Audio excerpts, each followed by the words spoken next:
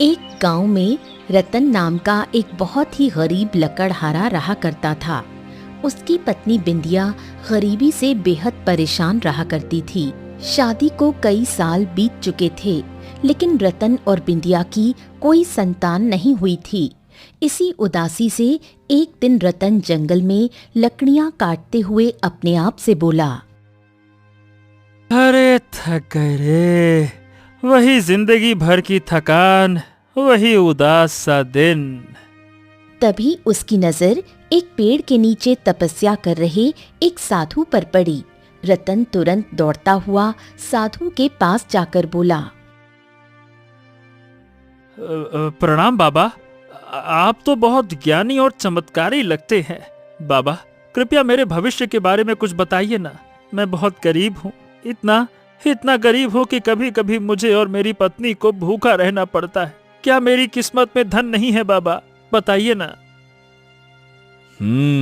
तुम्हारी किस्मत में धन बहुत है, लेकिन वो तुम्हें प्रयास से मिलेगा। प्रयास? कैसा प्रयास बाबा? यहाँ से कुछ दूर घने जंगल में खंडहर के पार एक पेड़ है। वो पेड़ चांदी के रंग जैसा चमकता है। उस पेड़ के नीचे खुदाई करना, वहां तुम्हें एक मटका मिलेगा।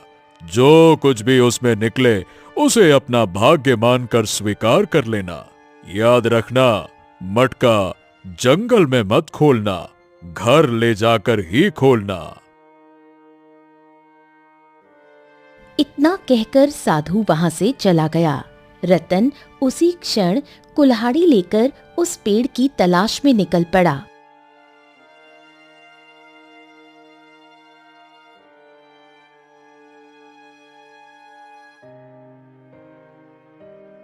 काफी तलाश के बाद रतन को एक खंडहर दिखाई दिया। रतन जैसे ही उस खंडहर के अंदर गया तो उसने स्वयं को एक और जंगल में पाया, जहां एक पेड़ था जिस पर सूरज की किरणें पड़ रही थीं और वो चांदी जैसा चमक रहा था। रतन ने वहीं खुदाई शुरू कर दी और जल्द ही उसे एक मटका मिल गया। वो उसे लेकर घर लौट आया। मटके को देखकर उसकी पत्नी बिंदिया उससे बोली, ये क्या है? कहाँ से लाए हो? रतन अपनी पत्नी को सारी घटना बताते हुए बोला, ऐसा हुआ और साधु बाबा ने कहा था कि इसको घर ले जाकर ही खोलना बिंदिया। रतन और बिंदिया ने मिलकर मटके के ढक्कन को खोल दिया, लेकिन जो निकला उसने दोनों को हैरान कर दिया। ये क्या? हमें तो लगा था मटके से सोना चांदी निकलेगा, लेकिन इसमें तो कोई बच्चा है और देखो ये जिंदा है, जैसे कुछ देर पहले ही जन्मा हो। अरे लेकिन बिंदिया, ये सोचो कि ये कैसे संभव है कि ये बच्चा जिंदा है। ये कैसे? मटका जमीन में गड़ा हुआ था और ये बच्चा इस मटके में कैसे आया? वाकई में जरूर कोई बड़ा रहस्य है। अचानक बच्चा रोने लगा। हमें इस बच्चे से क्या? हमारे पास खुद खाने को नहीं है, हम इस बच्चे को कैसे पाल सकते हैं? अरे बिंदिया, कुछ दिन पहले तुम संतान न होने की वजह से रो रही थी, तो हो सकता है भगवान ने हमारी सुन ली हो और भेंट के रूप में ये बच्चा दे दिया हो। अरे चलो भाग्यवान, अब इसको पालते हैं, बड़ा होकर यही तो हमारा सहारा बनेगा। बिंदिया ने रतन की बात मान ली। उन्होंने बच्चे का नाम रखा आदित्य। समय बीतता गया और देखते ही देखते आदित्य 20 वर्ष का हो गया। एक दिन रतन जंगल से लकड़ियां काटकर घर लौटा तो बिंदिया उससे बोली, आप कब तक ये लकड़ियां काटते रहेंगे?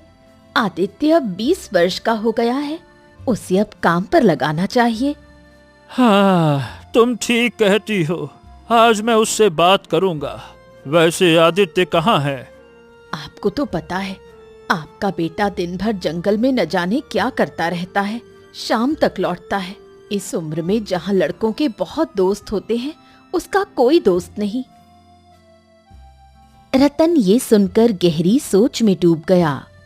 तुम ठीक कह रही हो, आज मैं उससे पूछूंगा कि उसके मन में आखिर क्या चलता रहता है। इस उम्र में ऐसे अकेले जंगल में घूमना ठीक नहीं है। तभी वहां गांव के चौधरी की बेटी लाली आ गई। चाचा जी, आदित्य घर पर है क्या? तू तो जानती है बेटिया कि आदित्य दिन भर जंगल में रहता है। गांव में तुझसे बेहतर कोई नहीं जानता कि वो जंगल में कहाँ होता है। जा, तू ही खोज ला उसे। लाली सुनकर मुस्कुराई और तुरंत जंगल की ओर चल पड़ी, सीधा उसी दिशा में जहां आदित्य अक्सर जाया करता था। इधर जंगल के एक तालाब के किनारे घने पेड़ों की झाड़ियों में आदित्य बहुत ही गौर से कुछ देख रहा था। तभी वहां लाली आ पहुंची। आखिर तुम यहाँ करते क्या हो? जब भी देखती हूँ इन्हीं झाड़ियों को घूरते रहते हो। लाली, तुम जिन्हें झाड़ियां समझ रही हो ना, वो झाड़ियां नहीं है लाली, ये छोटी छोटी छोटी छोटी जड़ी बूटियां हैं।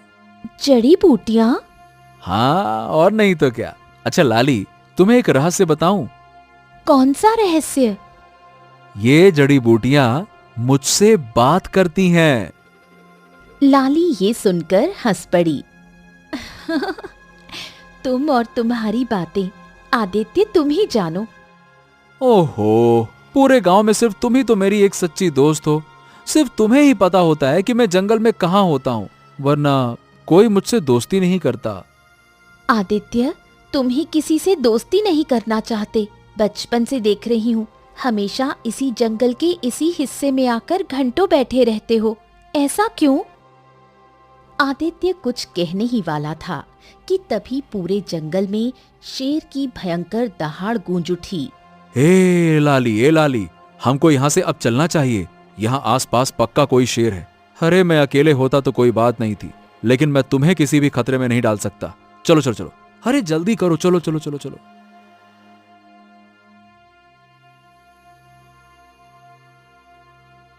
आदित्य लाली को लेकर गांव की ओर लौट पड़ा। लाली अपने घर चली गई और आदित्य अपने घर की ओर मुड़ गया। शाम ढलने लगी थी। जैसे ही आदित्य अपने दरवाजे पर पहुंचा, रतन उससे बोला, आदित्य, ए बेटा, इधर आओ, इधर आओ। हाँ हाँ, कहिए पिताजी, क्या बात है? आप कुछ चिंतित से लग रहे हैं। हाँ, देखो आदित्य, अब मैं बूढ़ा हो गया हूँ। अब मुझसे मेहनत नहीं होती है। हाँ, अब काम में तुम्हें मेरा हाथ बटाना चाहिए।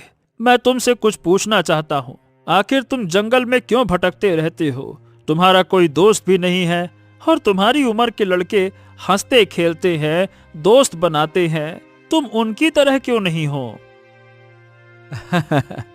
अब पिताजी, न जाने क्यों मुझे ऐसा लगता है कि जैसे मैं इस दुनिया का वासी हूं ही नहीं, बल्कि मैं तो किसी और दुनिया का वासी हूं।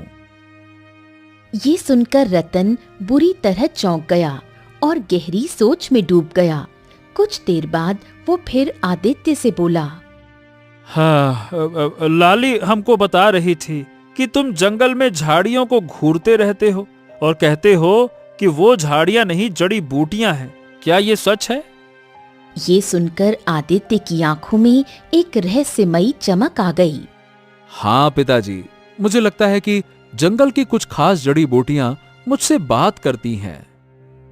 तभी अंदर से बिंदिया बाहर आ गई। बेटा, मैं तेरे और तेरे पिता की बातें सुन रही थी। अगर तुझे ऐसा लगता है कि जड़ी बूटियां तुझसे बात करती हैं, तो क्यों ना तू उन्हीं को बेचना शुरू कर दे।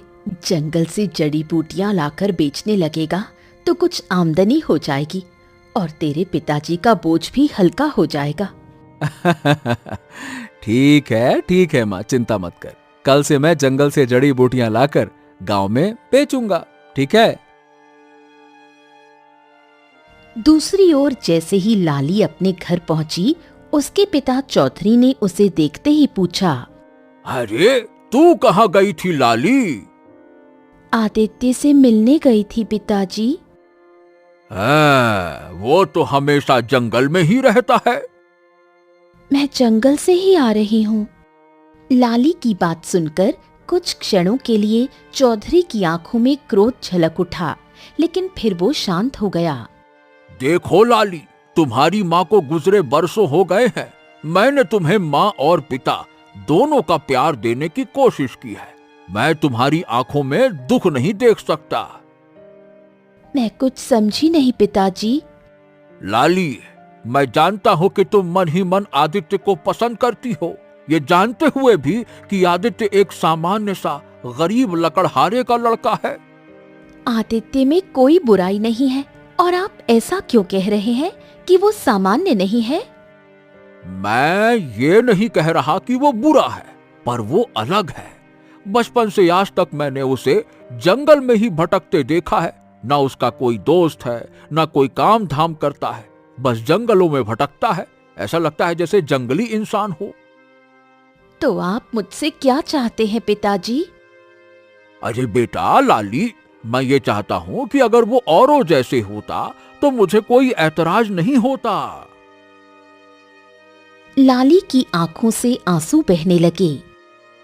ठीक है पिताजी, अब मैं आदित्य से नहीं मिलूंगी। अच्छा, एक बात बता, आखिर आदित्य जंगल में क्या करता है, बता। वो झाड़ियों को देखता रहता है और कहता है कि वो झाड़ियां नहीं, जड़ी बूटियां हैं। वो कहता है कि वो उससे बात करती हैं। अच्छा, मतलब उसे जड़ी बूटियों का ज्ञान है। तो फिर तो उसे गांव के उन बीमार लोगों की मदद करनी चाहिए ना, जो महामारी की वजह से गांव में पीड़ित हो गए हैं। हो सकता है उसकी जड़ी बूटी महामारी में काम आ जाए।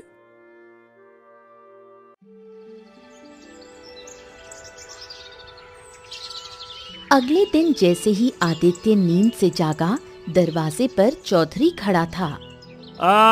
चौधरी साहब, अरे अक्सर आपकी बिटिया यहाँ पे आती रहती है, आज आप आए हैं।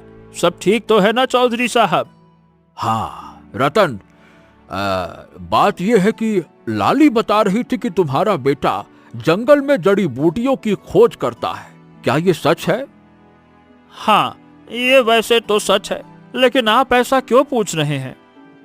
रतन, देखो, तुम और तुम्हारी पत्नी वर्षों पहले गांव में आकर बसे थे, लेकिन तुम लोगों ने गांव वालों से कोई भी मतलब नहीं रखा। इसीलिए तुम जानते ही नहीं कि आखिर गांव में चल क्या रहा है।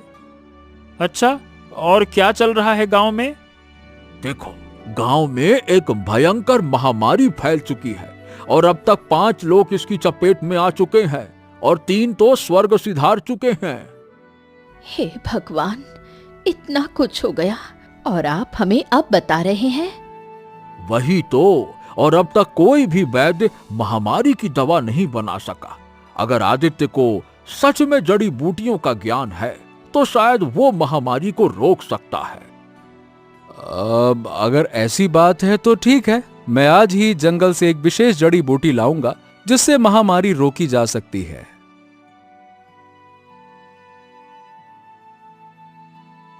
आदित्य जंगल की ओर निकल पड़ा। झाड़ियों के बीच बहुत ध्यान से देखने लगा। तभी उसके कानों में झाड़ी के पत्तों से एक आवाज टकराई। मुझे तोड़ लो, मुझे खाने वाला हर व्यक्ति विचित्र बीमारी से बच सकता है। आदित्य की आंखों में एक रहस्यमयी चमक उभर आई। उसने तुरंत उस झाड़ी की पत्तियां तोड़ लीं और तेजी से गांव की ओर लौट चला। इत्तेफाक से चौधरी उसके घर के दरवाजे पर बैठा था। आदित्य की आंखों में चमक देखकर चौधरी बोला, हाँ, लगता है तुमने वाकई में जड़ी बूटी तलाश कर ली है। हाँ चौधरी जी, जो महामारी की चपेट में है उसे ये पत्तियां खिला दीजिए। मुझे पूरा विश्वास है कि वो स्वस्थ हो जाएगा। चौधरी जड़ी बूटियों को लेकर तुरंत गांव की ओर चला गया। दिन बीतते गए। कुछ दिन बाद चौधरी आदित्य के घर पर आ पहुंचा। आदित्य, अरे भाई रतन। रतन, गांव में जो महामारी फैली थी अब वो खत्म होने की कगार पर है और ये सब केवल तुम्हारे बेटे आदित्य की वजह से हुआ है। ये सुनकर रतन और बिंदिया के चेहरे पर गर्व और खुशी की लहर दौड़ गई। हाँ, अरे मेरी बहुत दूर की रिश्तेदार में एक मौसी है, उनकी पुत्री की शादी है। मैं और लाली कुछ दिनों के लिए वहां जा रहे हैं। हम जल्द ही लौट आएंगे। उसके बाद हम गांव में आदित्य को सम्मानित करेंगे। हाँ चलो भाई, राम राम। इतना कहकर चौधरी वहां से चला गया। इधर दूसरी ओर जंगल में आदित्य अकेला बैठा था। तभी एक दर्द भरी स्त्री की आवाज उसके कानों में गूंजी। बचाओ, कोई है, बचाओ। आदित्य चौंककर इधर उधर देखने लगा। उसकी नजर एक पेड़ के नीचे पड़ी हुई एक वृद्ध स्त्री पर पड़ी, जो दर्द में कराह रही थी। हाँ, अरे कौन हो तुम, और क्या हुआ है तुम्हें? मैं जंगल में लकड़ियां काटने आई थी। अचानक मेरे पैर में मोच आ गई और मुझसे उठा नहीं जा रहा। मेरा पैर बहुत दर्द कर रहा है। चिंता मत करो, मैं अभी तुम्हारे पैर की मोच को सही कर देता हूं। रुको रुको रुको। इतना कहकर आदित्य ने एक पेड़ का पत्ता तोड़ लिया और उसे पीसकर उस बूढ़ी औरत के पैर पर जैसे ही लगाया, वो उठकर खड़ी हो गई। तुमने तो चमत्कार कर दिया। मेरे पैर की मोच इतनी जल्दी सही हो गई। बूढ़ी औरत ने इतना कहा ही था कि तभी अचानक झाड़ियों से एक भयंकर शेर निकलकर आदित्य पर झपट पड़ा। आदित्य ने बिना समय गंवाए बिजली सी फुर्ती से शेर से अपने बचाव के लिए उस पर वार कर दिया। आदित्य के हाथ जख्मी हो गए और खून बहने लगा, मगर शेर अचानक बुरी तरह डर गया और भाग गया। मगर अगले ही पल रंग बिरंगी किरणों से आदित्य के हाथ का जख्म सही हो गया। ये कैसे हो सकता है? मेरा जख्म खुद ब खुद कैसे भर गया? बूढ़ी औरत ये देखकर बुरी तरह से डरती हुई बोली, ये कैसे हो सकता है? जख्म अपने आप कैसे ठीक हो गया? कौन हो तुम? मैं खुद बहुत ज्यादा हैरान हूं कि मेरा जख्म अपने आप कैसे सही हो गया। तुम कोई इंसान नहीं हो सकते। इंसान के जख्म अचानक से सही नहीं हुआ करते। तुम जरूर कोई मायावी इंसान हो। नहीं, मैं तो एक साधारण लकड़हारे का पुत्र हूं और एक आम इंसान हूं। नहीं, मैं नहीं मान सकती। अगर तुम्हारे पिता वास्तव में एक लकड़हारे हैं, तो तुम उनके पुत्र नहीं हो सकते।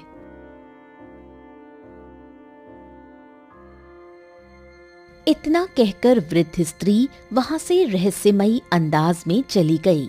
आदित्य वहीं खड़ा रह गया। उस दिन आदित्य को पहली बार ये एहसास हुआ कि वो कोई साधारण युवक नहीं है। कोई रहस्य था जो उसके खून में बहता था। कुछ देर बाद जब आदित्य घर लौटा तो उसने देखा उसकी माँ बिंदिया जोर जोर से खांस रही थी और रतन चारपाई पर पड़ा कांप रहा था। आदित्य अपनी माँ की ओर देखते हुए बोला, ए माँ, क्या हुआ माँ? बेटा, बहुत तेज खांसी हो रही है। मगर आदित्य के मन में कई सवाल थे। वो सीधे अपने पिता रतन के पास जाकर बोला, पिताजी, बताइए ना, मैं कौन हूँ? रतन ये सुनकर चौंक गया। उसका चेहरा सफेद पड़ गया। अब ये क्या कह रहे हो बेटा? तुम हमारे बेटे हो। नहीं पिताजी, मैं वो सच्चाई पूछ रहा हूं जो शायद आप जानते हैं और मुझे बता नहीं रहे। बताइए ना, मैं कौन हूं? रतन चारपाई से धीरे धीरे उठकर बैठ गया। तुम ऐसा क्यों पूछ रहे हो बेटा? आदित्य ने जंगल की पूरी घटना विस्तार से बताई। वो वृद्ध स्त्री, शेर, जख्म और हाथ का चमत्कार। अगर मैं वास्तव में आपका पुत्र हूं तो फिर आप अपना हाथ काटिए। अगर आपका जख्म खुद ब खुद भर जाएगा तो मैं विश्वास कर लूंगा कि मैं आपका बेटा हूं। चलिए काटिए। रतन के पास अब सच्चाई छिपाने का कोई रास्ता नहीं बचा था। वो बिंदिया की ओर देखने लगा। रतन एक पुराने कमरे में गया और बहुत पुराने बक्से में से वही मटका निकाल कर ले आया जिसे उसने वर्षों से छिपा कर रखा था, और सारी घटना अपने बेटे आदित्य को बताते हुए बोला। बेटा, ये मटका जंगल के उस हिस्से से मिला था जहाँ चांदी की चमक वाला पेड़ था। हमने सोचा था कि इस मटके में धन होगा, मगर जब खोला तो उसमें से तू निकला बेटा, तू। ये सुनकर आदित्य चौंक गया। बस तब से हमने तुझे अपने बेटे की तरह पाला। हमने कभी तुझे अपने से अलग नहीं समझा। अगले ही पल रतन को भी जबरदस्त खांसी उठने लगी। वो गिर पड़ा। आदित्य अपने सारे सवाल भूल गया और बोला, अरे पिताजी, अचानक से ये क्या हो गया आपको पिताजी?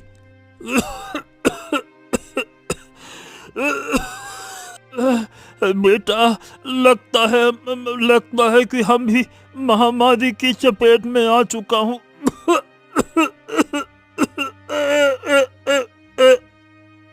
इतना कहकर रतन ने दम तोड़ दिया। तभी आदित्य की माँ बिंदिया भी तेजी से खांसने लगी और कुछ ही देर में बिंदिया की भी सांसें थम गईं।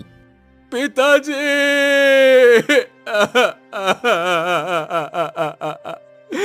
आप मुझे छोड़कर नहीं जा सकते।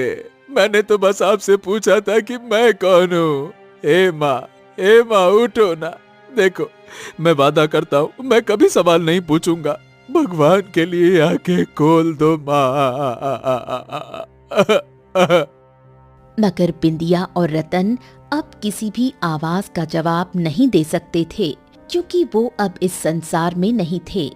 आदित्य बहुत देर तक चीखता रहा, रोता रहा, धरती पर सिर पटकता रहा। तभी अचानक रतन और बिंदिया का शरीर काले धुएं में परिवर्तित होकर गायब हो गया। अगले ही पल वो काला धुआं उस मटके के अंदर समा गया। ये देखकर आदित्य बुरी तरह से चौंकते हुए अपने आप से बोला, अब ये क्या रहस्य है? ये क्या हो रहा है? आदित्य के दिमाग ने काम करना बंद कर दिया। वो बहुत देर तक उस मटके को घूरता रहा। कुछ देर बाद वो उस मटके को उठाकर अपने आप से बोला, मुझे लगता है कि मुझे चांदी की चमक वाले पेड़ की खोज करनी चाहिए जहां पिताजी को यह मटका मिला था, और पिताजी को इसी मटके के अंदर मैं मिला था। मुझे विश्वास है कि हो न हो वहीं पर कोई बहुत बड़ा रहस्य छुपा है। आदित्य उसी जंगल की ओर चल पड़ा जहां उसकी कहानी शुरू हुई थी। घंटों जंगल की पगडंडियों पर चलते चलते आदित्य थककर हाथ में मटका लिए एक वृक्ष के नीचे बैठ गया। हाँ, अब आखिरकार उस चांदी के पेड़ को मैं खोजूं तो खोजूं कहां हो सकता है ये चांदी का पेड़? अचानक उसके कानों में किसी अनजान व्यक्ति की आवाज टकराई। कौन हो तुम और इस जंगल में क्या कर रहे हो? आदित्य ने पलट कर देखा। एक रहस्यमयी साधु उसके पीछे खड़ा था। साधु ने जैसे ही आदित्य के हाथ में वो मटका देखा तो वो चौंक गया। ये मटका तुम्हारे पास कहां से आया? आदित्य रोते हुए पूरी कहानी सुनाते हुए बोला, मुझे भी कुछ नहीं समझ में आ रहा साधु महाराज। मेरे पिता ने मुझे बताया कि वर्षों पहले उन्हें एक साधु ने चांदी जैसे चमकने वाले वृक्ष के बारे में बताया था और कहा था कि उस वृक्ष के नीचे खुदाई के दौरान उन्हें एक मटका मिलेगा। मेरे पिताजी वो मटका घर ले आए, मगर उन्हें मटके से धन नहीं बल्कि मैं मिला। और इस सच्चाई को बताने के बाद मेरी आंखों के सामने मेरे पिताजी ने दम तोड़ दिया, और कुछ ही देर में मेरी माँ ने भी दम तोड़ दिया, और अगले ही पल वो दोनों धुएं के रूप में परिवर्तित होकर इस मटके के अंदर समा गए। अब क्या कहूं और इतना बोलकर आदित्य की आंखों से आंसू बहने लगे। शांत हो जाओ पुत्र, शांत हो जाओ, चिंता मत करो, मैं तुम्हारी मदद जरूर करूंगा। वो चांदी का पेड़ तुम्हें तभी दिखाई देगा जब तुम्हारा हृदय सच्चा होगा। यहां से उत्तर दिशा की ओर बढ़ो। यदि तुम्हारे मन में मानवता होगी तो किस्मत तुम्हें मंजिल तक पहुंचा देगी। इतना कहकर साधु वहां से चला गया।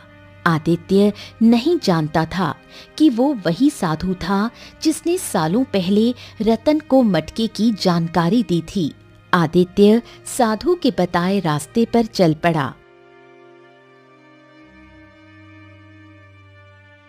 घने जंगल में बहुत दूर चलने के बाद उसे एक तालाब के पास एक बूढ़ा व्यक्ति दिखाई दिया जो कमजोरी से पानी पानी चिल्ला रहा था। बेटा बेटा, मैं 2 दिन से प्यासा हूँ मगर उठ नहीं सकता। क्या तुम मुझे पानी पिला सकते हो? हाँ हाँ, क्यों नहीं बाबा, रुकिए मैं लेकर आता हूं। आदित्य ने मटका पास के पेड़ के नीचे रख दिया और बूढ़े के पास पड़ा कमंडल उठाकर तालाब से पानी भरकर उसे पिलाने लगा। पानी पीकर वो बूढ़ा आदित्य से बोला, हाँ, अब अच्छा लग रहा है। भगवान तुम्हारा भला करे बेटा, तुम्हारी हर इच्छा पूरी हो। आदित्य उस पेड़ की ओर बढ़ गया जहां उसने मटका रखा था, मगर अब मटका वहां नहीं था। अरे अरे मेरा मटका, ये मटका कहाँ रह गया? यही तो रखा था। अरे मटका कहाँ चला गया? कहाँ है? वो पागलों की तरह मटके को इधर उधर ढूंढने लगा, लेकिन उसे मटका कहीं नहीं मिला। तभी पीछे से बूढ़े की आवाज आई, बेटा, मुझे मेरे घर तक पहुंचा दोगे क्या? मेरी बूढ़ी पत्नी मेरे लिए तड़प रही होगी। न जाने वो अब जिंदा होगी भी या फिर नहीं। आदित्य दुविधा में पड़ गया कि अपने मटके को ढूंढे या उस वृद्ध की मदद करे। तभी बूढ़े की आंखों से आंसू बहने लगे। बेटा, बस इतनी सी मदद और कर दो बेटा, मुझे मेरे घर तक पहुंचा दो बेटा। मैं तुम्हारा एहसान कभी नहीं भूलूंगा। पहुंचा दो बेटा, पहुंचा दो। आदित्य को उस बूढ़े पर बहुत तरस आ गया। हाँ हाँ हाँ, ठीक है बाबा, ठीक है, बताइए आपका घर कहाँ है, बताइए।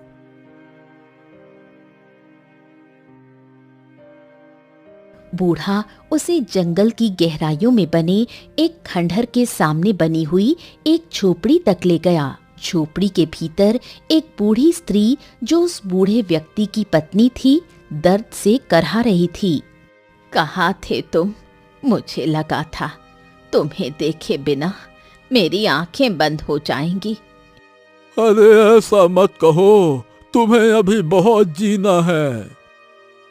ये भी कोई जीना है? बरसों पहले उन अत्याचारियों ने हमारा बेटा हमारी आंखों के सामने हमसे छीन लिया। अगर मुझे पता होता कि वो जो वस्तु लाया था वही उसकी मौत बन जाएगी तो मैं उस वस्तु को खुद तोड़ देती। बूढ़ा फूट फूट कर रोने लगा। तभी बूढ़ी स्त्री की नजर आदित्य पर पड़ी। ये कौन है? इसकी शक्ल तो उसी से मिल रही है जिसने बरसों पहले हमारे बेटे को मारा था। नहीं, ये वो नहीं है। इस बेचारे ने तो हमारी मदद की है। जब मैंने इसे जंगल में पहली बार देखा था तो मैं भी चौंक गया था, लेकिन फिर मन में ख्याल आया कि हमारे बेटे को बरसों पहले जिसने मारा था वो अब बूढ़ा हो चुका होगा। ये बेचारा कोई और है। इतना कहकर बूढ़ा फिर से खांसने लगा।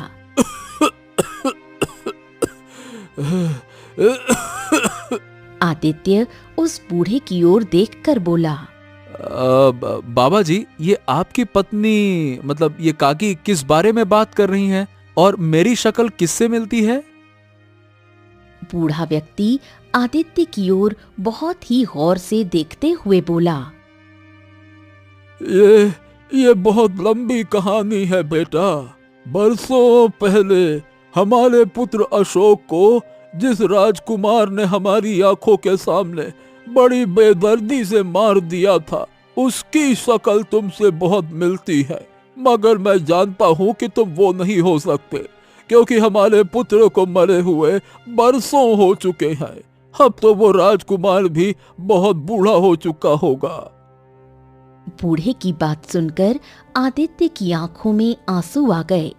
वो उस बूढ़े की ओर देखकर बोला, आप चिंता मत कीजिए, मैं आपकी सेवा करूंगा। विश्वास कीजिए, आप ठीक हो जाएंगे। मगर तुम हमारी सेवा क्यों करोगे बेटा? तुम तो हम दोनों बूढ़े पति पत्नी को जानते तक नहीं। इंसानियत के लिए आज से आप दोनों मुझे अपना बेटा समझिए।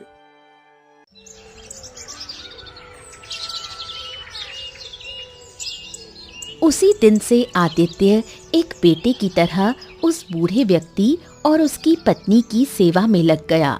उसकी मेहनत रंग लाई और कुछ ही दिनों में वो दोनों स्वस्थ हो गए। बूढ़ा व्यक्ति अब चलने फिरने लगा। एक दिन आदित्य झोपड़ी के सामने उस खंडहर को देख रहा था। तभी बूढ़ा व्यक्ति वहां पहुंचा। बाबा, ये खंडहर बड़ा ही प्राचीन नजर आता है। हाँ, सब कुछ इसी खंडहर की वजह से हुआ था बेटा। इसी खंडहर ने ही हमसे हमारा बेटा छीन लिया था। क्या मतलब है आपका? बेटा, वर्षों पहले हमारा बेटा अशोक, एक दिन वो इस खंडहर के अंदर गया और उसने खुद को एक जंगल में पाया, जहां एक चांदी जैसा चमकता बड़ा पेड़ खड़ा था। उस पेड़ के नीचे एक मटका रखा था जो सोने चांदी से भरा हुआ था। वो मटका लेकर वो घर लौट आया। ये सुनकर आदित्य पूरी तरह से चौंक पड़ा। हो, और फिर क्या हुआ? हमने अशोक से कहा कि वो मटका वहीं छोड़ आए, मगर वो बोला कि मटका उसे किस्मत से मिला है और इससे हमारी गरीबी दूर हो सकती है। फिर एक दिन न जाने कौन से देश का राजा, उसकी पत्नी और उसका बेटा यहाँ आ पहुंचे और हमारी आंखों के सामने हमारे बेटे को बड़ी बेरहमी से मार डाला। ये सुनकर आदित्य और बुरी तरह से चौंक उठा और अपने आप से बोला, ओ, उसी चांदी जैसे चमकते हुए पेड़ की तलाश में मैं जंगल की गहराई में आया था। इतना बोलकर आदित्य दौड़ता हुआ खंडहर के अंदर चला गया। बूढ़ा भी उसके पीछे दौड़ने लगा। कुछ ही क्षणों में वो दोनों एक विचित्र जंगल में खड़े थे, जहां एक चांदी जैसा चमकने वाला पेड़ था और उसके पास वही मटका पड़ा था। हो, यही तो मटका है जो मेरे पास था और अचानक गायब हो गया था। आदित्य ने इतना कहा ही था कि तभी अचानक बूढ़े की आंखों में आंसू आ गए। आदित्य कुछ क्षणों तक गहराई से सोचता रहा। हाँ, मैं चाहता हूं कि बूढ़े काका का पुत्र अशोक दोबारा वापस आ जाए। मैंने इस काका और उनकी पत्नी को अपने बेटे अशोक की याद में रोते और तड़पते हुए देखा है। मुझे इनकी तड़प देखी नहीं जाती। ये सुनकर साधु मुस्कुराने लगा। अचानक मटके से 3 रंगों के धुएं निकले। एक धुआं सुंदर युवक मतलब बूढ़े के पुत्र अशोक में परिवर्तित हो गया। बाकी 2 धुएं रतन और बिंदिया में परिवर्तित हो गए। रतन और बिंदिया हक्की बक्की नजरों से साधु, आदित्य और उस बूढ़े को देखने लगे। तभी साधु रहस्यमयी अंदाज में रतन, बिंदिया और आदित्य की ओर देखकर बोला, सच बताने का समय आ गया है। सच ये है कि तुम तीनों इस संसार के वासी नहीं हो। तुम पाताल लोक के राजा, रानी और उनके पुत्र हो। बरसों पहले इस बूढ़े के पुत्र अशोक की हत्या किसी और ने नहीं बल्कि तुमने ही की थी आदित्य। ये सुनकर आदित्य पूरी तरह से चौंक पड़ा। क्या? ये आप क्या कह रहे हैं साधु महाराज? चिंता मत करो, कुछ देर बाद तुम्हें तुम्हारा अतीत दिखाई देने लगेगा। तुम्हारी याददाश्त वापस आ जाएगी। वर्षों पहले जब यह मटका भूलवश पृथ्वी पर आ गया था और इस बूढ़े का पुत्र अशोक इसे उठाकर ले गया, उसके बाद से ही सारी कहानी शुरू हुई। साधु ने इतना कहा ही था कि तभी आदित्य, बिंदिया और रतन को चक्कर आते हुए महसूस होने लगे। अगले ही पल उनकी आंखों के सामने कुछ पुराने दृश्य दौड़ने लगे। पाताल लोक के राजमहल में रतन अपने सिंहासन पर बैठा था। बिंदिया, उसकी रानी, उसके पास खड़ी थी और उनके सामने खड़ा था उनका पुत्र राजकुमार आदित्य। वो मटका हमारे राजगद्दी का प्रतीक है। अगर ये मटका पृथ्वी पर चला गया तो ये अपमान है। अगर किसी मनुष्य ने उसे छुआ है तो उसने पाताल लोक के विधान का उल्लंघन किया है। उधर पृथ्वी पर चांदी के पेड़ के पास एक गरीब युवक अशोक वही मटका लेकर अपने माता पिता को दिखा रहा था।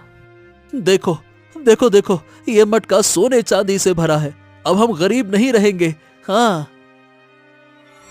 मगर तभी चांदी के वृक्ष के नीचे से रतन, बिंदिया और आदित्य प्रकट हो गए। उनके चेहरे क्रोध से भरे थे। मेरी बात सुनो, ये मटका तुम्हारा नहीं है, ये पाताल लोक की धरोहर है। तुमने इसे चुराया है, तुम्हारा दंड मृत्यु है।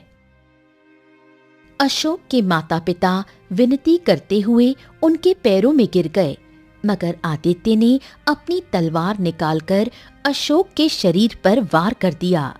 अशोक ने चीखते हुए दम तोड़ दिया। हाय मेरा बेटा। अशोक के माता पिता अपने बेटे की अपनी आंखों के सामने हत्या को देखकर बेहोश होकर गिर पड़े। तभी वहां साधु प्रकट हो गया। उसका चेहरा क्रोध से जल रहा था। रतन, बिंदिया और आदित्य, तुमने एक निर्दोष को मार डाला और तुम्हें इसका दंड मिलेगा। साधु ने अपनी दिव्य शक्ति से आदित्य की ओर इशारा किया। अग्नि की लपटें उठीं और पलक झपकते ही आदित्य का शरीर राख में बदल गया। बिंदिया चीख उठी, नहीं, मेरा बेटा। रतन और बिंदिया उस साधु के चरणों में गिर पड़े। हमें हमें क्षमा करें, हमें क्षमा करें साधु महाराज। हमें हमें हमारा पुत्र वापस चाहिए। हमें क्षमा करें, क्षमा करें, क्षमा करें। नहीं, अब तुम दोनों को सजा भुगतनी होगी। मैं तुम्हारी याददाश्त मिटा दूंगा। तुम दोनों पृथ्वी पर साधारण मनुष्यों की तरह रहोगे, गरीबी में जीवन बिताओगे और तेरा पुत्र आदित्य जब इस मटके में दोबारा जन्म लेगा तब तू एक लकड़हारा होगा और नियति तुझे मेरे पास ले आएगी। तू अपनी गरीबी की चर्चा मुझसे करेगा और मैं तुझे इस मटके के बारे में बताऊंगा। इस मटके के अंदर दोबारा जन्मा आदित्य निकलेगा। वो तेरा ही पुत्र होगा। लेकिन तुम दोनों की बदकिस्मती होगी कि तुम दोनों नहीं जानते होगे और जब वो बड़ा होगा तब एक दिन वो खुद ब खुद सच्चाई जानेगा और अगर उसमें इंसानियत बची रही तो शायद तुम्हारा पुनर्मिलन हो सकेगा। अचानक रतन और बिंदिया बाहर से गायब हो गए और वो मटका जमीन के अंदर समा गया। तीनों की आंखें फिर से खुल गईं। उन तीनों की याददाश्त लौट आई। हाँ, मुझे सब कुछ याद आ गया। मुझे सब कुछ याद आ गया। बिंदिया, ये हमारा ही बेटा है। बिंदिया, और मुझे भी। आदित्य बेटा, तू? पिताजी, माताजी। साधु की आंखों से रंगीन किरणें निकलीं और तीनों के वस्त्र राजसी हो गए। अब पाताल लोक में लौट जाओ। चांदी के वृक्ष के नीचे से द्वार खुलेगा, मगर ध्यान रहे अब पृथ्वी पर दोबारा मत लौटना। साधु वहां से विलीन हो गया। चांदी के पेड़ के नीचे से पाताल लोक का द्वार खुला और तीनों, आदित्य, रतन और बिंदिया, उसके अंदर प्रविष्ट हो गए। उधर बूढ़े और उसकी पत्नी के पास उनका पुत्र अशोक लौट आया था। उनका जीवन फिर से पूर्ण हो गया।